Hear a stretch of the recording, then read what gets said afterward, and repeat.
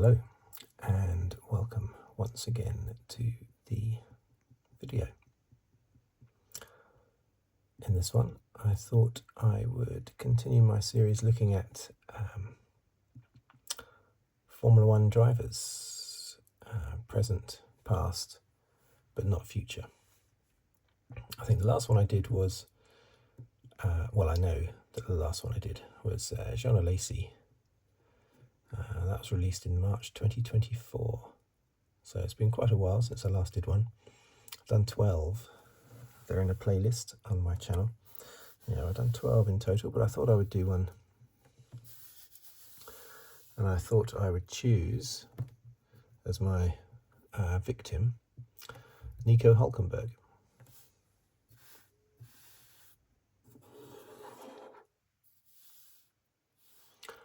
Due to his recent, I suppose you can call it success. For a multiple championship winning driver, getting one podium is not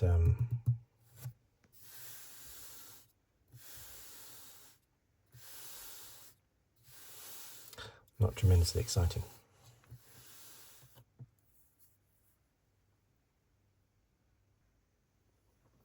So, Nico Hulkenberg. Here we go. I'm using a different pen to the one I normally use. We'll see how this one fares.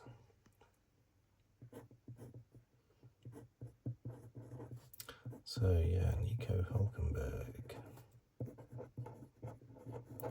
What I normally do is I just have a little chat about his career and what I think of him, that sort of thing.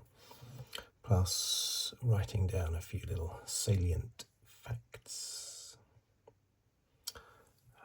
But first of all, I have to make sure it's in focus.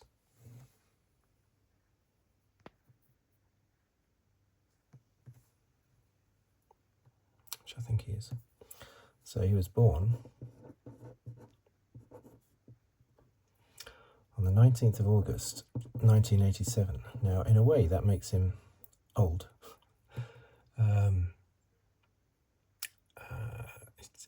One of the oldest drivers, obviously, only 2 years younger than Hamilton, but I still think of that as being very young, because I think of when I was watching Formula One and what was going on in 1987, Mansell and Piquet battling for the championship in 1987, along with Senna for the first half of the season.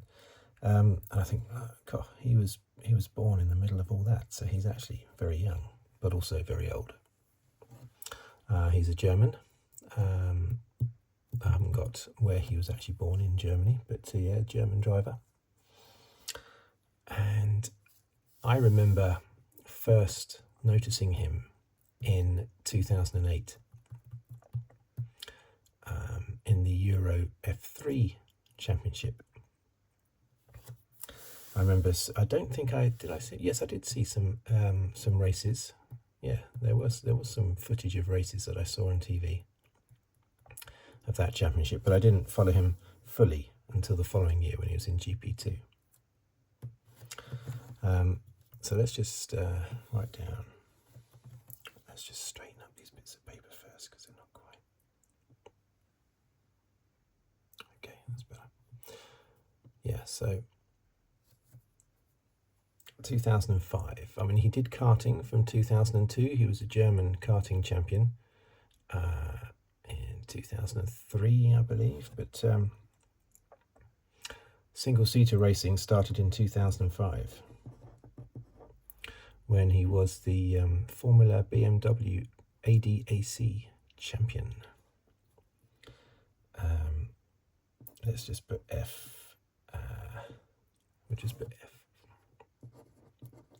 BMW.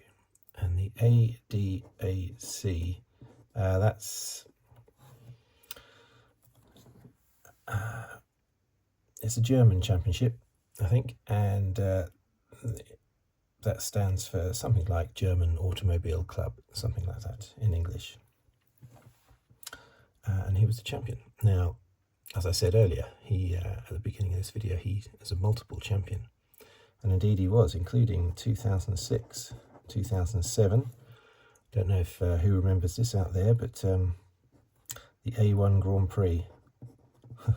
I used to watch that. A1 Grand Prix champion with Germany. He might not have been the only racer for Germany, but the A1 Grand Prix season, for anyone who doesn't know, the A1 Grand Prix was a championship of nations, basically.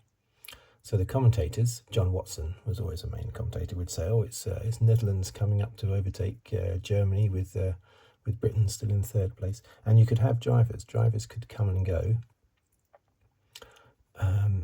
throughout the season, so long as they were from that country.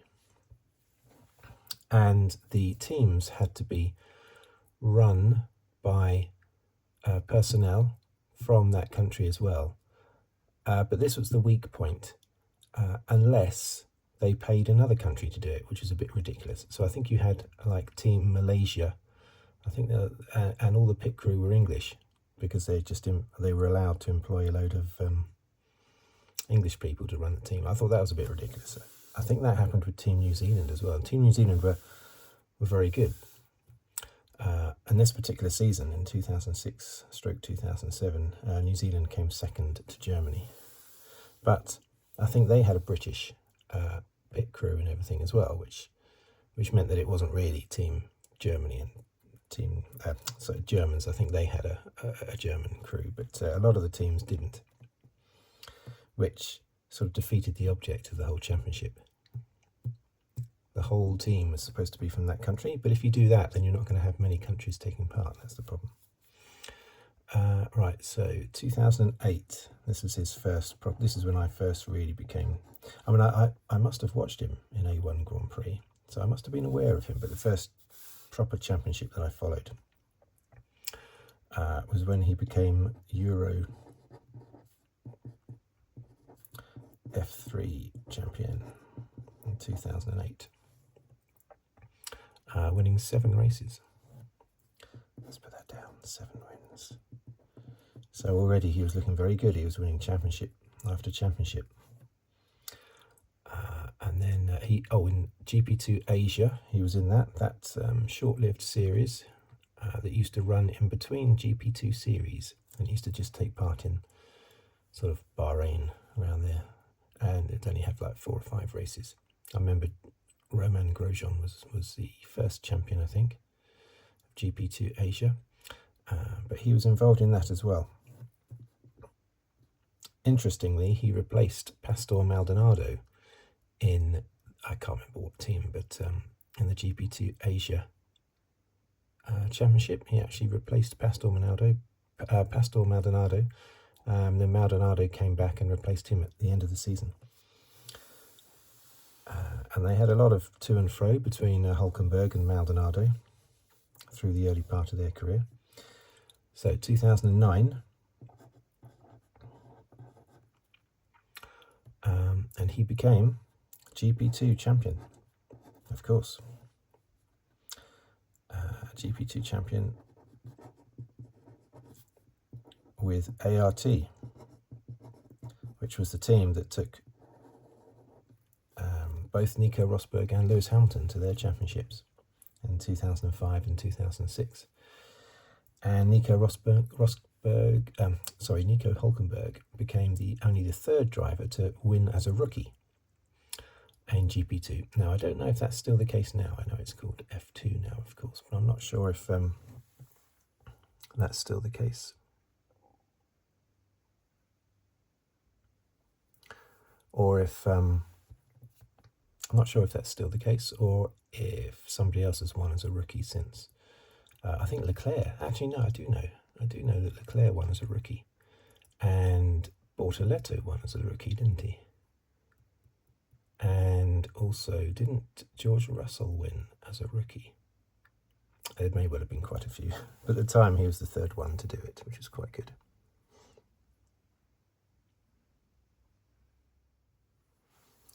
Now, in his 2009 championship winning season, he was teammate with Maldonado again. Or the previous year in GP2 Asia, he had swapped around with Maldonado. This time he was actually his teammate. And he beat Maldonado quite comfortably by about 65 points in the championship. And he also became, I don't know if it's been done since, but he was the second driver after Nelson Piquet Jr. to win, to not only do the double, because Lewis Hamilton did the double, certainly once at Silverstone in 2006, because I saw it happen, maybe more than once, but not only the double, but also 2 fastest laps and pole position. And prior to Nico Hulkenberg, at the German GP2 race in 2009, only Nelson Piquet Jr. had done it in 2006. So, well done. So he's going well, basically. So he goes storming into F1 with Williams. Where's my drink? Hold on a minute. I've just got a little bit of tea here. My usual ginger tea.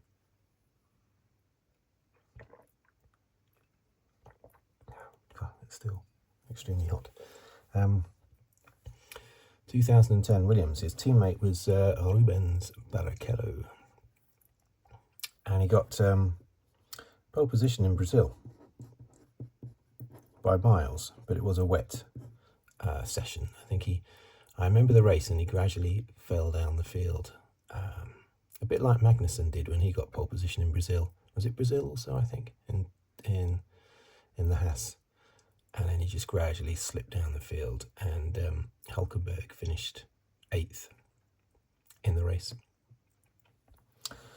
But despite that pole position, which was the first for Williams since 2005, despite that, and despite scoring well in the championship, I don't know actually if he finished ahead or behind Barrichello in the standings, but despite that, he was replaced by Pastor Maldonado in 2011. I think mainly because of all the money that Maldonado was bringing from Venezuela. He was Venezuelan, wasn't he, Maldonado? I think so, yeah. He just had tons of sponsorship money. So Maldonado, who he had been teammates with and had thrashed comfortably the previous year, in 2009. In 2010, Maldonado had won the GP2 championship, but not at his first attempt. It was like his 3rd or 4th year. And then in 2011, he goes and... that's really unfortunate, isn't it? He goes and usurps Nico Hulkenberg at Williams, who had thrashed him in 2009, and pretty much down to money. So he then became, in 2011, he didn't have a race seat, basically, so he was the reserve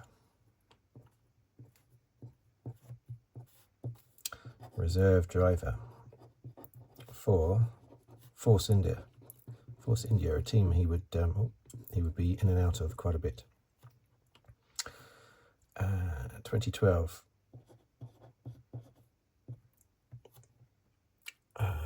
He would be an actual race driver at Force India. I keep making a mistake with India. With his teammate being Paul di Resta.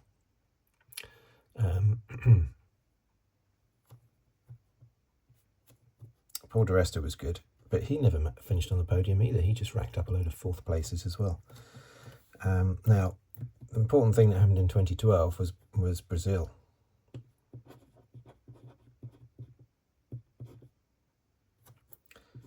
Should have won the race. I think he qualified 5th on the grid, charging through the field. I think it was a sort of damp, as usual with Brazil, I think it was sort of damp rain on and off conditions. And he came charging through, overtook Button for the lead, and then himself and Button built up a huge lead over the rest of the field, with Hulkenberg leading Button. And then there was an accident, and the field came together with a safety car. Hulkenberg was still leading. Hulkenberg had taken the lead on lap 19. I didn't know that precise detail. I just had to look that up. He took the lead on lap 19.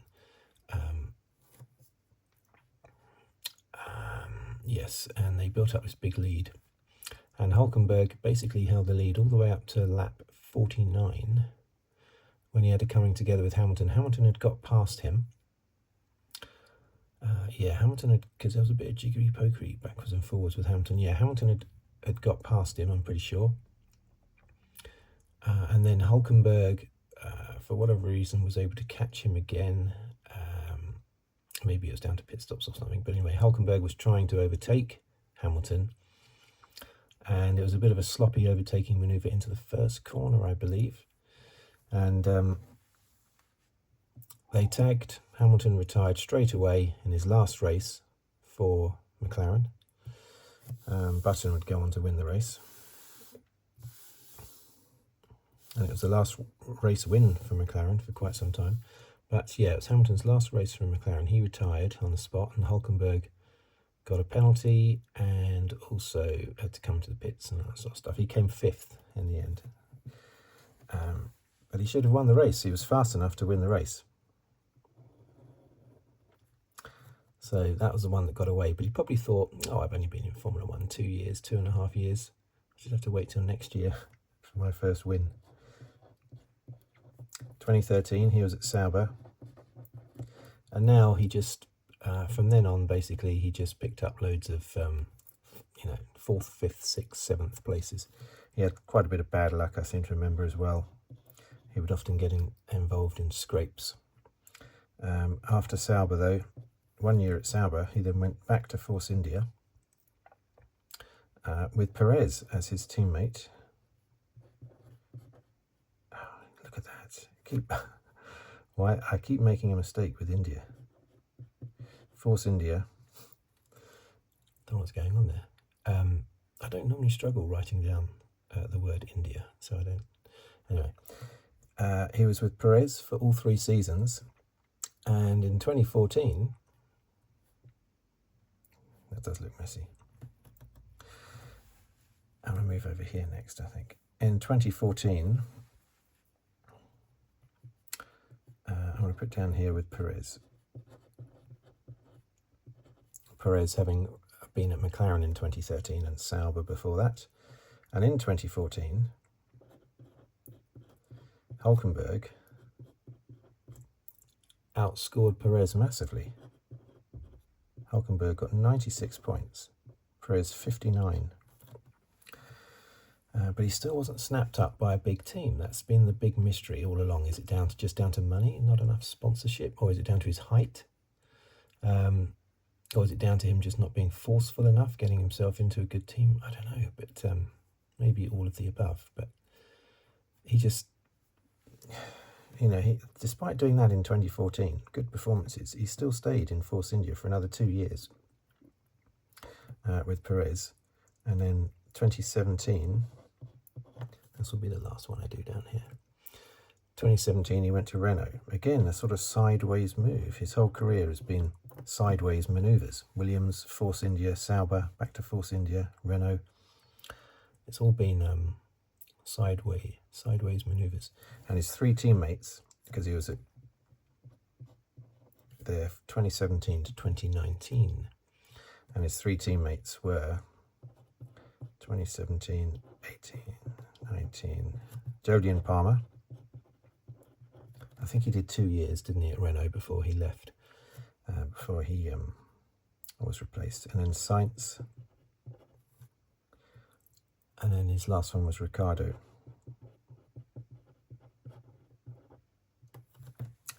Ricciardo being, he'd been teamed up with Barrichello. Barrichello had, right at the beginning, 2010, his teammate was Barrichello.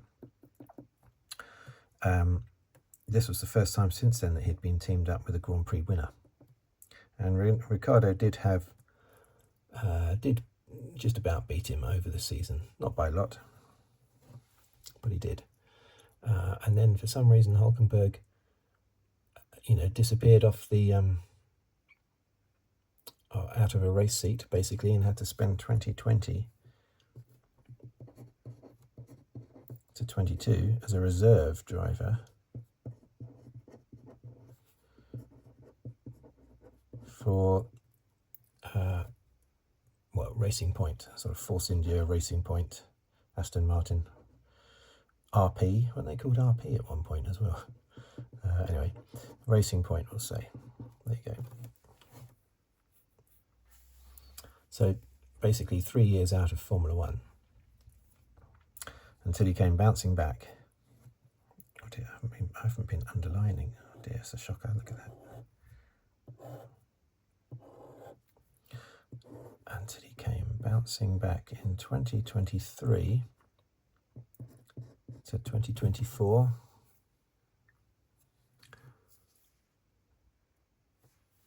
Just checking the focus.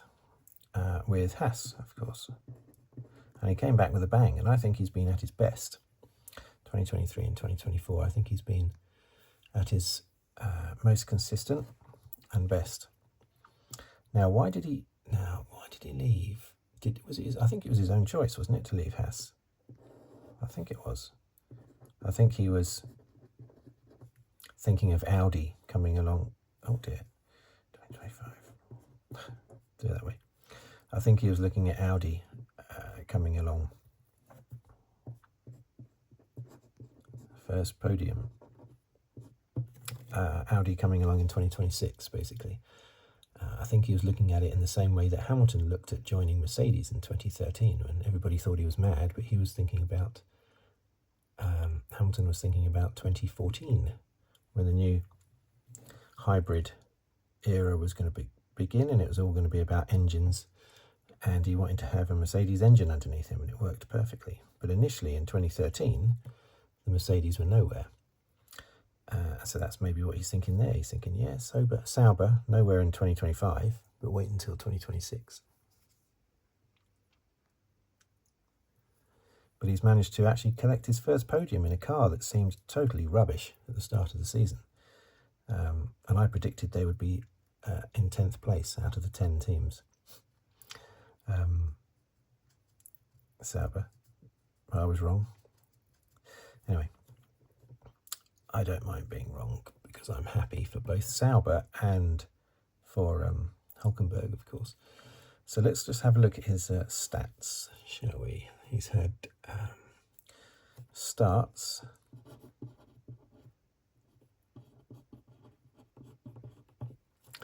$239. I think it's 242 Grand Prix, but 239 starts, which is a record for the most number of starts without a win. And 238, I guess, was the record for the most number of starts without a podium.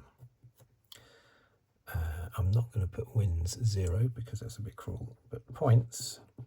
Now, normally I wouldn't bother putting down points because of the change in the points system in 2010, but of course he started racing in 2010, so he's only known it with the new points system of 25 for a win.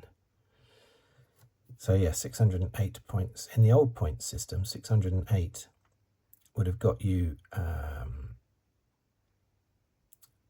right up there in about sort of third place behind Schumacher and Prost in the old point system. The new point system, 608 points, is nothing. Or not much anyway. So poles, he's of course had that one in Brazil. So he had that, it was Brazil, yeah. So Brazil has been the scene of his one pole position and also the scene of the race that he should have won. Okay, so yeah, one podium. And 2 fastest laps.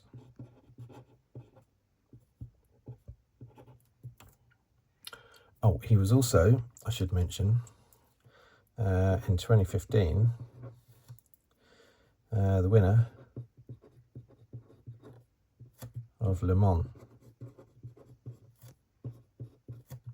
24-hour race, or the 24 hours of Le Mans, as a lot of people like to phrase it. So we shouldn't feel too sorry for him because he has managed to achieve that, so that's good. He did win Le Mans. But it's been such a weird career, and I think he almost looks like he finds it amusing now. I think that's the only way you can deal with it. When you've been through this kind of career where it's just not worked at all you can do is sort of laugh it off And I think that's what he does. He has a sort of permanent sort of resigned, humoured look on his face all the time, which I think is healthy. I think that comes with age as well. He's quite a mature driver now. I remember thinking he looked very sort of a bit young and stroppy and spoilt when he was in Euro F3. I remember thinking that. And I didn't actually like the way he came across in interviews back then, before he was in F1. But that obviously changed. He's grown, he's matured. He's just been unlucky in that all his moves between teams have been sideways moves. At no stage has he had the chance to go into a big team, unlike, say, Perez. And in a way, Perez was lucky in that Red Bull were looking to replace Albon at the time that Perez was dropped by Racing Point. And so that just happened to work for Perez. Basically, the timing was perfect. Look at Pastor Maldonado, a Grand Prix winner. He was only in F1 for a couple of years or something, so before he was dropped. 2011 and 2012, I think. And yet he won a race, and not flukily either. Pastor Maldonado well and truly won the 2012 Spanish Grand Prix. I think he was on pole position, wasn't he? Or was he second? I think the lowest he was in the race at any point was second, I think, before he reclaimed the lead again over Alonso. But it was a fight between him and Alonso, from what I remember. But a well-deserved win by Maldonado. But it's just the way it goes, isn't it? Maldonado was crushed by Hulkenberg when they were GP2 teammates. And yet Maldonado does a few races and ends up winning one of them. Hulkenberg does 239 and doesn't win any. So I think it's bittersweet, him winning the podium, getting this podium at the British Grand Prix. It's bittersweet. It makes you think, well done. Yeah, great, you've at last got a podium. And it's great for the team. It makes him look good. I think that's the main thing.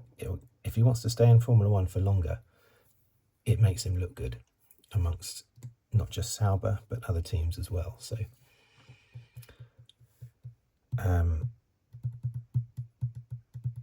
I think it's good from that perspective. From a career perspective, I think all it does is advertise how unlucky he's been.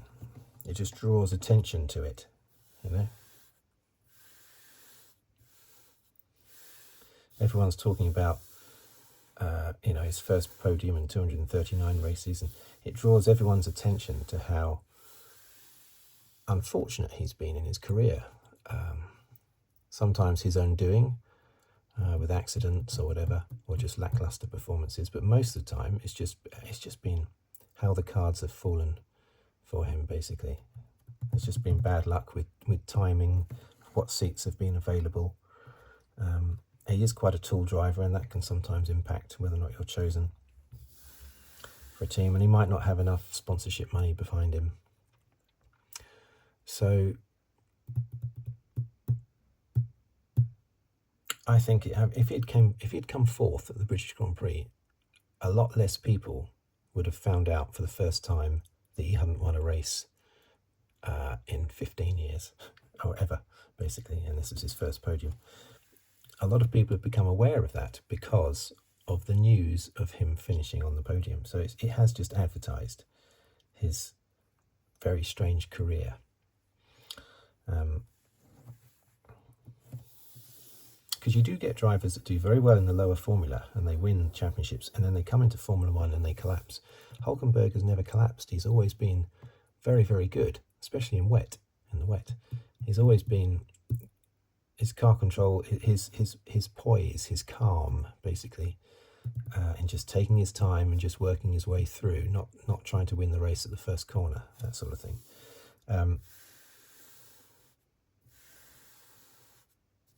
His calm, apart from that race in Brazil that he nearly won, where he went for a bit of a silly overtake manoeuvre on Hamilton, from what I remember. He didn't need to do that. He could have overtaken him somewhere else. But generally speaking, Hulkenberg's calm and poise, that's what makes it very strange that he hasn't managed to succeed. As I say, lots of drivers have fallen as soon as they've come into Formula One, even though they've won championships in lower formula. But Hulkenberg has at no stage fallen. He's been a really good driver the whole time, but for some reason it just hasn't worked for him, basically. It's very, very strange. But he seems almost resigned to it, certainly the way he comes across. And at least he did win 2015 Le Mans. Okay, so that's my little look at Mr. Hulkenberg.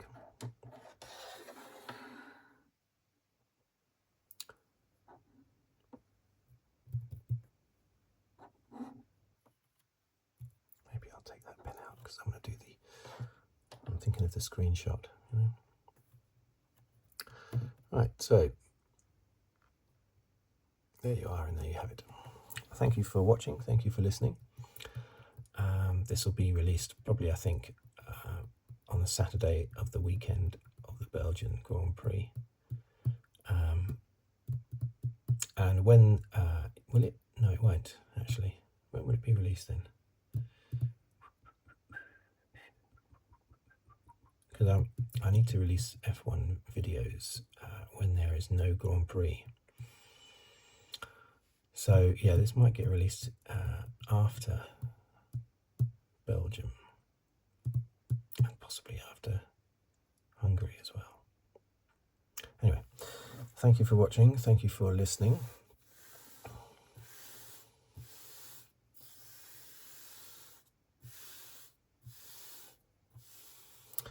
If you'd like to subscribe, please do so, or like the video, or comment on the video, or leave a tip on the thanks button below the video. But basically, thank you very much for watching, thank you very much for listening, and I will see you hopefully on the very next video. Thank you, and goodbye for now.